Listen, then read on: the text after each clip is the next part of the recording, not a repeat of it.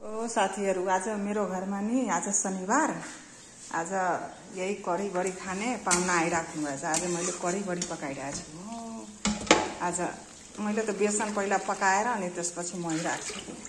पहिले राख्दैन अनि त्यसपछि बडी पकायो त्यसमा हाल्यो। अनि यही हो आज खाना पकाएर पाहुनालाई खुवाउने यही बचकाहरू। अनि यो खसारीको दालको कचरी यति मिठो हुन्छ के भन्ने, हाम्रो तराईमा यस्तै बनाउँछ। अनि मसुराको दालको पकौडा बनाए। अनि यही हो पनिर सनिर यही पकाइदिन्छु पाहुनाहरूलाई।